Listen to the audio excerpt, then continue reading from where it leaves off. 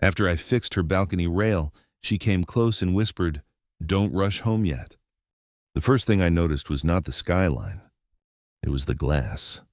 A high, thin vibration ran through the balcony panel every time the wind climbed the side of the building.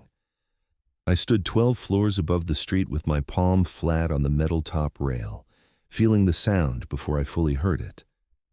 The city below carried on as if nothing was wrong. Traffic sliding through the avenue, a delivery truck backing into an alley, someone laughing on a patio 6 floors down. Up here, the railing shifted a quarter of an inch outward. A quarter inch was not a personality flaw in an old building. It was not settling. It was stress looking for somewhere to go. Amelia Parker stood 3 feet from me, holding a ceramic coffee mug she had not touched once since I stepped onto her balcony. The mug had a tiny chip near the handle. Her thumbnail tapped beside that chip every time the glass hummed. Behind her, the sliding door stood open to Unit 12A, and warm lamplight spilled across the concrete decking over a crooked terracotta planter filled with jasmine that had somehow survived the wind. She wore a modest cream sweater buttoned high under a soft cardigan, sleeves pushed up like she'd been fighting paperwork long before she knocked on my door. Her hair was loose, wind-tossed, and caught a strip of late sunlight, but my attention stayed on the rail, the anchor plates, and the folded HOA notice trapped beneath her mug. "It only rattles when the wind blows from the east," she said. I crouched and pulled a steel flashlight from my back pocket. East wind happens often on this face of the building. I know. Her thumbnail tapped once, then stopped. "Grant Harris says that means the balcony is unsafe." "Grant Harris is the HOA president?" "Yes." She picked up the notice and unfolded it with careful fingers. "He slid this under my door at 7 this morning. He says the HOA is condemning the balcony. If I don't pay a $40,000 special assessment for his approved contractor, he files an emergency red tag motion with the city on Friday." I angled the flashlight across the base plate where the first steel post met the concrete. The sealant had cracked. Moisture had gotten underneath. The paint around 2 anchor bolts showed reddish-brown blooms of corrosion. "What happens if the city red tags it?" I asked. "My insurer drops coverage for the unit until the hazard is cleared." She held the notice tighter. "If my insurance lapses, my lender can call me into default. I can fight it, but I can't fight it fast enough. Grant knows that." There it was, not just a rattling rail. Leverage. I pulled a digital caliper from my tool pouch and measured the gap between the base plate and the concrete edge. Did Grant's contractor drill core samples? No. He kicked the rail twice, frowned at it like a surgeon in a TV drama, then told me not to stand near the glass. She swallowed. He also said 40,000 was generous. A dry laugh left me before I could stop it. Humor was not always kind, but sometimes it was the only clean tool left in a room full of fear. If kicking steel counted as structural analysis, my degree would have taken about 12 minutes. For the first time, Amelia's mouth moved toward a smile. I clicked off the flashlight and stood. Careful to keep space between us, I lived down the hall in Unit 12B. We had exchanged polite elevator nods for 6 months. She was a corporate consultant, always carrying one of those leather folders that made other people check their posture. I was a structural engineer who spent my days making sure other people's buildings did not punish them for someone else's shortcuts. Until that afternoon, the closest thing we had to a relationship was me holding the elevator once while she chased a rolling lemon from her grocery bag.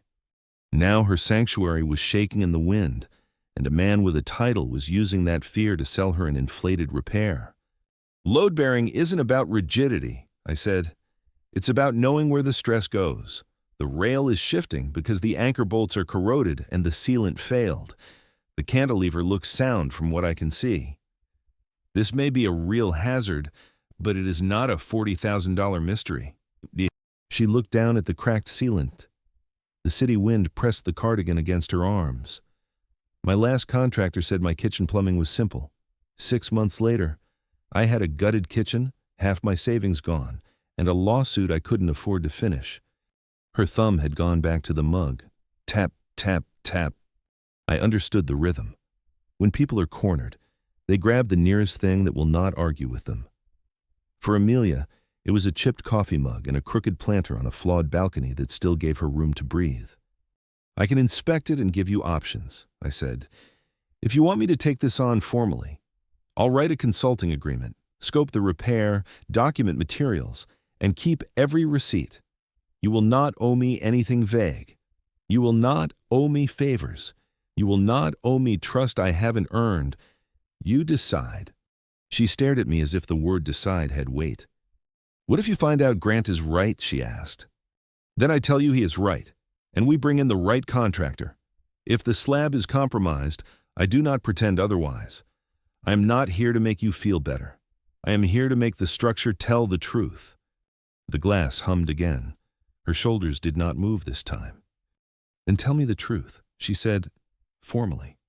That evening, I drafted the agreement at my kitchen table with the old radiator clicking under the window and my laptop balanced between two stacks of city code manuals. Miles Carter, my colleague from the firm, picked up on the second ring and complained that I only called him when concrete was misbehaving. "I also called you when my coffee grinder caught fire," I reminded him. "That was not a structural emergency. It became one emotionally." He laughed, then quieted when I sent him the photos. Miles was a material specialist, the kind of engineer who could look at a corrosion plume and name the decade of negligence that caused it. He reviewed the pictures while I wrote the scope. "Localized corrosion," he said. "Maybe water intrusion through failed sealant. The balcony edge looks better than I expected." That was my read. "Get a borescope on the underside if you can. And Ethan?" "Yeah. Do not let an HOA president rush you into certifying what you haven't measured." I looked at the agreement on my screen. Amelia's name sat under the words, "Client authorization," clear and plain. I won't. The next morning, I slid the printed agreement under her door in an envelope labeled 12A. 10 minutes later, she knocked on mine with the signed copy in one hand and the chipped mug in the other. "I added one term," she said. I took the page, under payment schedule, in precise handwriting. She had written, "Client may provide water and sliced apples without affecting professional boundaries." I looked up. Apples are not currency. They are workplace morale. They are also a known gateway fruit. Today it's apples. Tomorrow you will try to influence me with muffins. Are you vulnerable to muffins? Legally, I cannot answer that. She smiled for real. And for one clean second, the hallway felt less like a corridor between sealed apartments and more like a place where people could choose to stop. By Tuesday evening, her balcony had become a staged work zone. I laid heavy canvas drop cloths across the decking, taped off the sliding door threshold, and set up a halogen work light that turned the fading sky into a hard blue-gray behind us. The city below pulsed with traffic, but on the balcony, the world narrowed to tools: digital caliper, torque wrench, hammer drill, stainless steel wedge anchors, marine-grade epoxy, laser level, and my canvas tool bag heavy enough to bruise a shin if I forgot where I set it. Amelia came out in faded jeans, her cardigan replaced by a zippered work sweater. She had tied her hair back with a rubber band that looked borrowed from a stack of mail. In one hand, she carried safety glasses, in the other, the laser level. "You said I could hold this if I didn't touch the drill," she said. "I said you could hold it if you wore eye protection and did not argue with the drill. I have no interest in arguing with anything that loud." "Good. The drill wins every debate."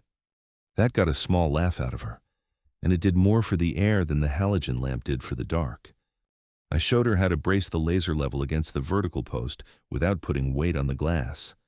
She listened once and did it correctly the first time. No flinching, no pretending to understand. When she had a question, she asked it cleanly.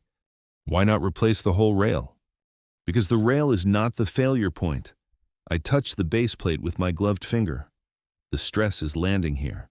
Replacing the visible part while ignoring the corroded anchors would make the balcony prettier and no safer." She nodded and looked down at the concrete. "That is uncomfortably similar to most corporate restructuring." "Then you already understand bad engineering." "I understand people painting rust."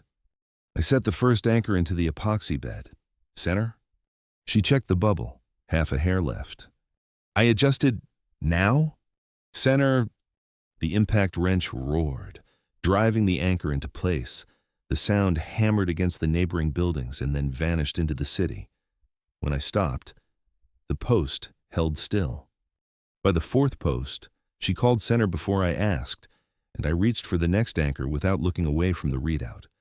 She had a precise eye. More than that, she had discipline. She did not crowd, did not fuss, did not pretend the work was romantic, because the city lights were pretty. She held the level, watched the bubble, and let the math have the room. Around 9, I reached for a washer and found a plate of sliced apples sitting on the clean corner of my toolbox beside a bottle of cold water. "You are attempting to bribe a licensed professional," I said. "I am preventing structural collapse of the engineer. Engineers do not collapse, we deflect. Then consider the apple a load reducer." I ate one slice with a hand that had concrete dust on the glove and immediately regretted the texture. Amelia noticed and handed me a folded paper towel without saying a word. The gesture landed oddly hard, not dramatic, not intimate, just observant. Anticipatory care, delivered without asking to be praised. We worked until the last anchor was set. Then I had her push the rail. She hesitated at first. "It's okay," I said.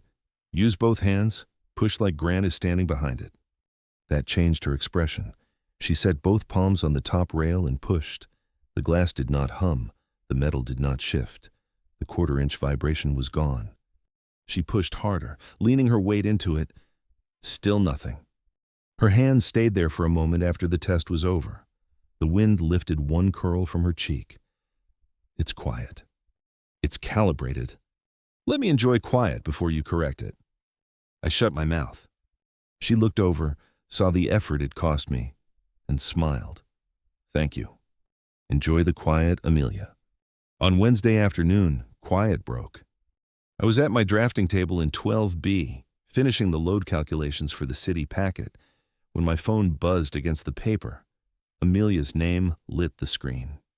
"Ethan," she said when I answered. "The city inspector is here. Grant brought him 3 days early." I stood so fast my chair rolled into the radiator inside your unit. On my balcony, "Do not let anyone touch the rail until I get there."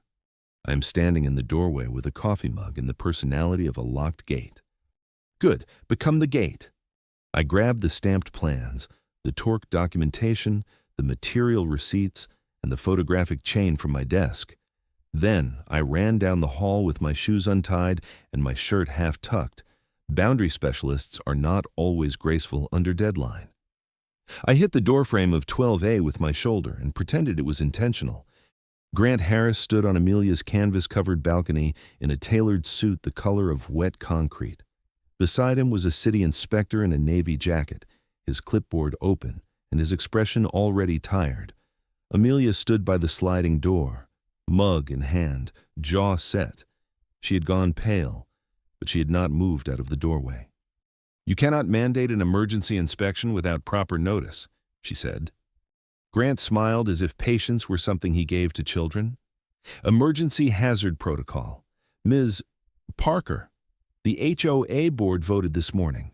If the rail's uncertified, the city red tags access today." I stepped onto the balcony and unrolled my plans across the outdoor table. Weighting the corners with a hammer and a wrench, Ethan Bennett, licensed structural engineer. Professional engineering seal and repair documentation are here. The inspector looked up. "You installed this?" "Yes." "Permit?" "Minor repair under the building's maintenance threshold. But I prepared a city packet because I expected Mr. Harris to confuse fear with procedure." Amelia made a sound that might have been a cough and might have been the smallest laugh of the week. Grant's eyes narrowed. "This is not a comedy." "No," I said, "it's a load path." The inspector bent over the plans. I walked him through the original corrosion, the marine-grade epoxy, the stainless steel wedge anchors, the torque settings, and the deflection test.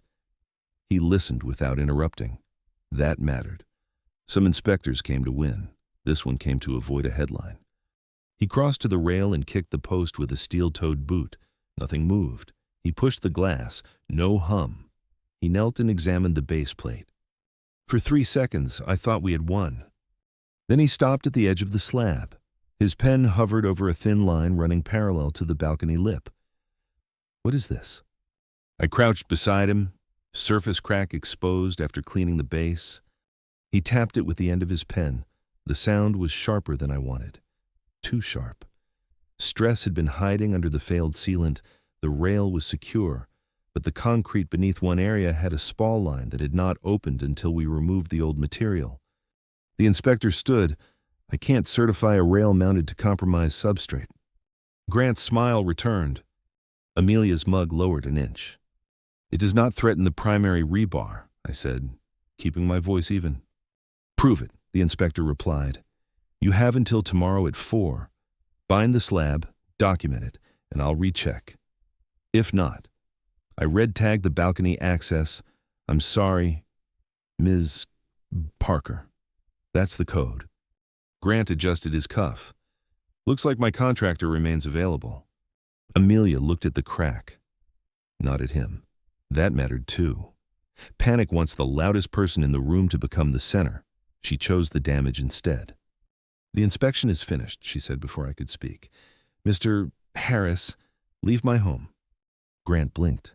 He had expected me to throw him out. He had not expected the woman he was pressuring to open the door and point at the hallway herself. The inspector closed his clipboard. "I'll return at 3:45 tomorrow." After they left, the apartment seemed too still. The city kept roaring beyond the balcony, but inside, 12A, the air had the fragile quiet that follows bad news. Amelia set the mug down on the kitchen island. The ceramic clicked once against the counter.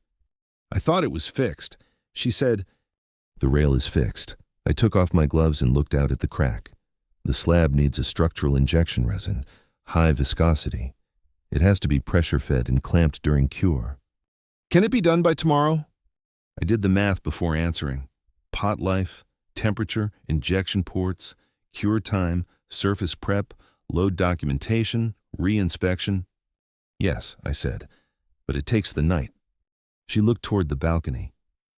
"You don't have to stay up all night for this." "I do if I sign the certification," I turned back to her, "but it has to be your decision. I can give you 2 options. Option 1, we stop here, call an outside concrete repair contractor, and ask the inspector for an extension. Safer for my schedule, more expensive for you, slower. Option 2, I perform the injection tonight, document every step, have Miles review the resin cure data by morning, and present the packet tomorrow, faster, cheaper, and I carry the professional liability." She folded her arms around herself. "What do you recommend?" "I recommend the option that protects the structure. Both can. The question is, which risk you choose." The radiator in her living room clicked. Her gaze moved to the crooked terracotta planter, then to the notice on the table. "If we ask for an extension, Grant uses the delay to scare the board," she said. "If we finish tomorrow, he loses the story." "Yes." She breathed out through her nose, not a collapse, a calculation. "Then we finish tomorrow." I nodded once. "I'll get the resin." At 2 a.m., the city looked less real from the balcony, like a model made of amber lights and black glass. The wind had sharpened. I knelt on a foam pad beside the slab, wearing a heavy jacket and nitrile gloves, guiding high-viscosity structural injection resin through a line of ports with a pneumatic caulk gun. Each squeeze sent the compound deep into the crack until it surfaced at the next port. When it did, I capped the first and moved down the line. Amelia sat inside the sliding door at first, cross-legged on the floor with my documentation sheet on a clipboard. I had told her she did not have to monitor the process. She told me she had paid for the process and therefore had a right to supervise the misery. At 2:17, she opened the door and set a mug of tea on the outdoor table, far from the chemicals. "Before you say it," she said, "this is not payment. This is temperature management of the workforce." "Your language is becoming dangerously technical." "I live near an engineer now. It happens by osmosis." The tea steamed in the cold. I left it untouched until the pressure gauge held steady. She noticed, but did not tell me to drink. Instead, she picked up the flashlight and angled the beam toward the next injection port without being asked. The tool bag sat between us. So did the cracked slab, the clamp gauge, the city deadline, and the truth that neither of us was pretending this was anything other than work. "Why this unit?" I asked after a while. She looked at the city before answering. "My grandmother left me the down payment. It wasn't a fortune. It was just enough. She used to say a woman should own at least one door no one else could slam in her face. I capped the next port and wiped excess resin with a rag. The kitchen contractor almost took that from me," she continued. "Not the money only, the confidence. For months, every time something rattled, leaked, or cracked, I heard his voice telling me it would cost more than I understood." This balcony was the first place I started feeling like the apartment belonged to me again. The wind pressed against the glass. No hum answered. I set the clamp over the injected section and tightened it until the pressure held. "Then we make sure it keeps belonging to you." She was quiet long enough that the pneumatic gun hissed twice. "Don't rush home," she said at last. I looked over. She had both hands wrapped around her own mug. Her cardigan sleeves covered her knuckles. She was tired enough that her voice had gone soft, but her eyes were clear. "Can you sit with me until the resin sets?" she asked. "Not as payment, not as a reward, just because I don't want the quiet to feel empty yet." The old version of me would have answered with a rule, a clean one, a safe one. Rules were easier than wanting. But CS32, Miles once told me after a conference drink, was not my license number. It was my entire personality with nicer formatting. I built boundaries because they held. I also knew a boundary was not a wall unless you used it like one. I checked the gauge. I can sit for 20 minutes, then I have to recheck pressure. "That sounds exactly like you." "It is a very good 20 minutes. She smiled down at her mug. "I'll take it." I stayed on my side of the tool bag. She stayed on hers. The city stretched beneath us, restless and bright. The clamp gauge held. The glass stayed quiet. For 20 minutes, no one tried to turn relief into debt. At dawn, Miles met me in the lobby with 2 coffees, a portable hardness tester, and the expression of a man questioning his friend's life choices. "You look like you slept in a supply closet," he said. "I slept nowhere." "That tracks." He handed me a coffee. "Show me the slab." Amelia opened the door before we knocked. She had changed into a clean blouse and trousers, but the same cardigan hung over her shoulders.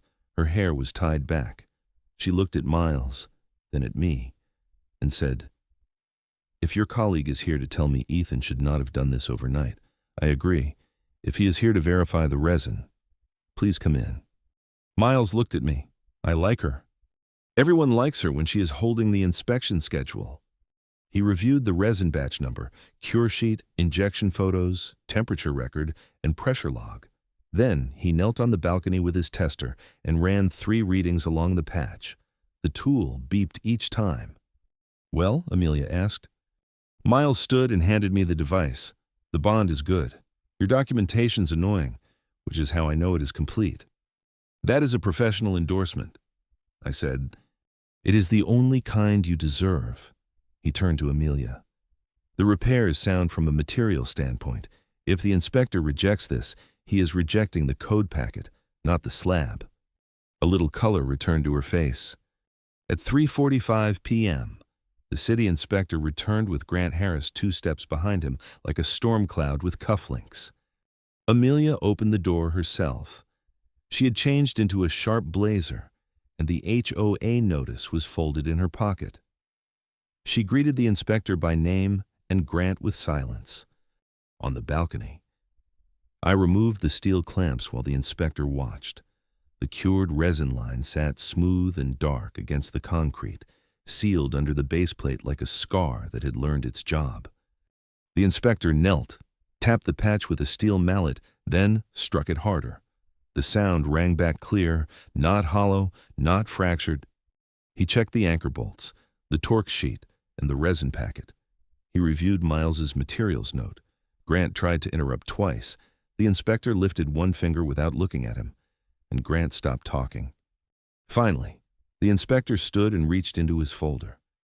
"The structural bind is verified," he said. He peeled a green certification sticker from its backing and pressed it onto the base of the steel post. Balcony access remains approved. Rail is certified to current code. Grant's face reddened. You are certifying a patched balcony based on overnight resin and a neighbor's paperwork? The inspector looked at him over his glasses. I am certifying it based on load calculations, verified materials, documented installation, and a professional engineering seal. If you have a complaint, file it through the city. Do not bring me here again because you dislike losing. For a moment, I almost smiled. Almost. Engineers have reputations to maintain. Amelia pulled the folded HOA condemnation notice from her blazer pocket. She opened it slowly, smoothed it against the glass rail, and tore it in half. Then in half again. She handed the pieces to Grant. The balcony is certified, she said. Her voice carried across the concrete and through the open sliding door into the apartment she had fought for. If you or your approved contractor step foot near my property again without a lawful notice, I will file a harassment complaint with the Municipal Housing Board, request an audit of your contractor referrals, and subpoena every bid tied to this assessment. Get out of my home. Grant looked at the torn notice in his hand. He looked at the green sticker. He looked at me, searching for some male opponent to make the defeat feel more familiar. I said nothing. Amelia had the floor. The front door closed behind him with a firm, final click. The quiet afterward was not empty. It was spacious. I packed my tools slowly. My hands were stiff from the cold and the night work.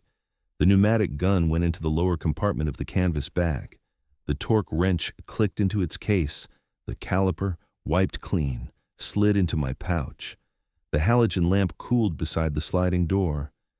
Amelia stood by the rail, one hand on the certified post, looking down at the street.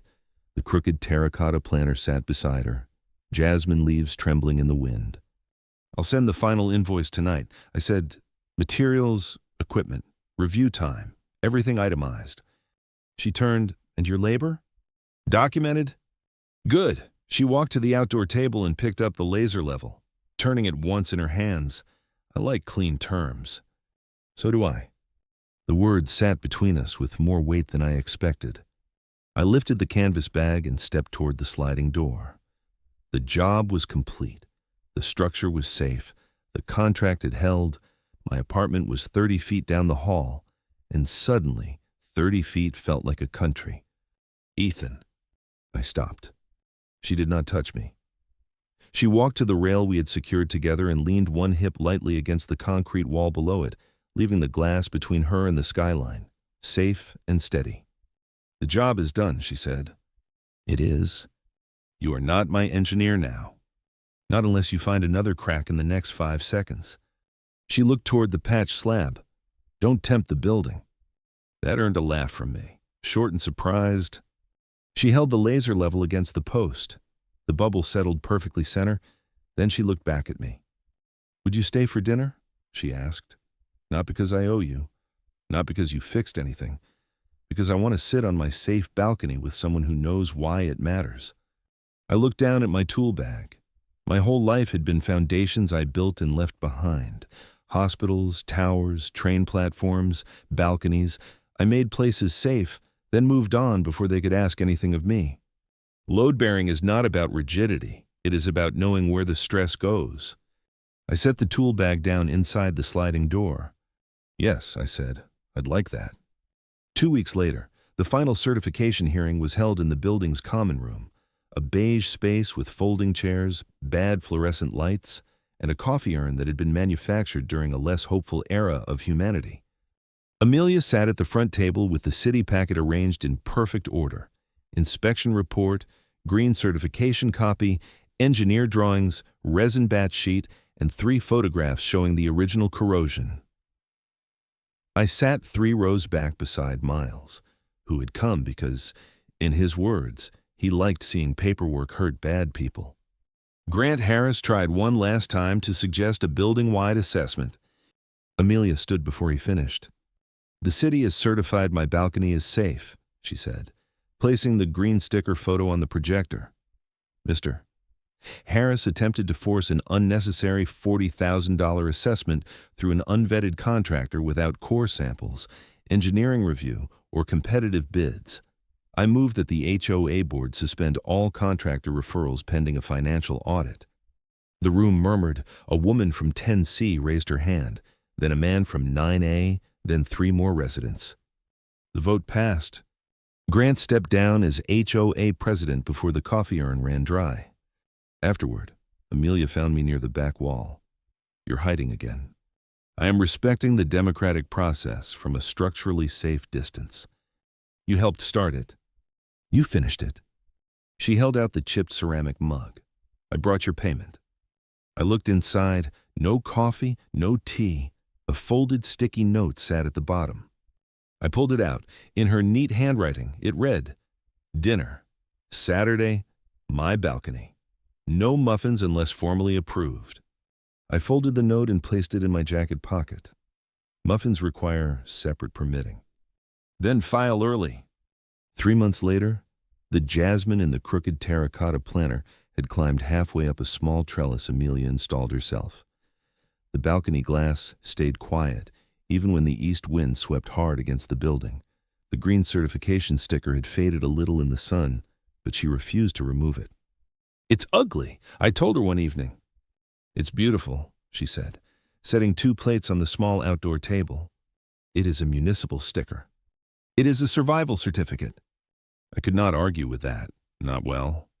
She had invited Miles and 2 neighbors for dinner that night, the first time she had opened the balcony to anyone since the inspection. The city glowed beyond the rail. Someone in the building across the street played piano badly but with conviction. The jasmine smelled faintly of rain, even though the sky was clear. When the neighbors arrived, Amelia introduced me without hesitation. "This is Ethan," she said, her hand resting on the top rail we had secured together. "He is my partner." The word did not arrive like a dramatic thunderclap. It landed like a level bubble-settling center. Miles glanced at me over his plate. "Partner in which capacity? Structural, emotional, muffin-related?" "All claims require documentation," I said. Amelia laughed, bright and unguarded. The sound moved through the balcony easier than the wind ever had. Later, after the others left and the city settled into its softer night rhythm, I stood beside her at the rail. The glass did not vibrate. The quarter-inch shift was gone. Stress had found the right path through steel, concrete, resin, and trust. Amelia touched the green sticker with 1 finger. I used to think safe meant nothing could move. I watched the skyline reflect in the glass. Safe means movement goes where it belongs. She looked at me. "And where does yours go?" For once, I did not reach for a joke, a code reference, or a clean professional boundary to hide behind. I set my hand on the rail beside hers, close enough to answer, far enough to let the choice remain visible. "Here," I said. She smiled and looked out at the city that no longer sounded like a threat from 12 floors up. "Core lesson: real love does not force the load. It learns where the stress goes and helps carry it safely." Green flag. He gave her skill, boundaries, and proof so she could protect her home without owing him anything but her honest choice. Please like and subscribe so we can share more stories like this. The end.